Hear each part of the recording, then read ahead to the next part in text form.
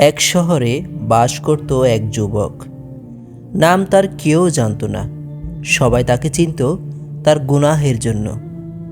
সে নামাজ পড়ত না, আল্লাহকে ভুলে গিয়েছিল। দিনের পর দিন সে হারাম কাজে ডুবেছিল। মানুষ তাকে ঘৃণা করত, কেউ তার সঙ্গে কথাও বলতো না। একদিন গভীর রাতে সে একা বসেছিল।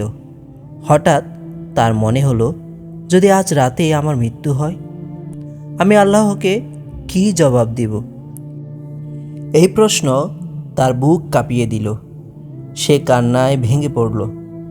জীবনে এই প্রথম সে সত্যিকার অর্থে ভয় পেল, আখিরাতের ভয়। সে অজু করতে গেল, কিন্তু পানির কল খোলা মাত্র কয়েক ফোঁটা পানি পড়ে থেমে গেল। পানি শেষ।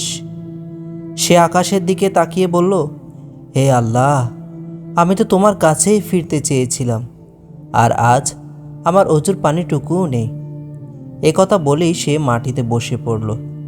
চোখ দিয়ে অজরে পানি ঝরতে লাগলো। সে বলল, হে আল্লাহ, যদি পানি না থাকে, আমার চোখের এই পানি দিয়েই তুমি আমার তওবা কবুল করো।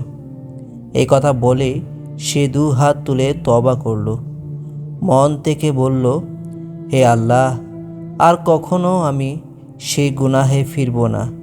পরদিন ফজরের সময় মসজিদের লোকেরা অবাক হয়ে দেখল, এই যুবক কাঁদতে কাঁদতে নামাজ পড়ছে।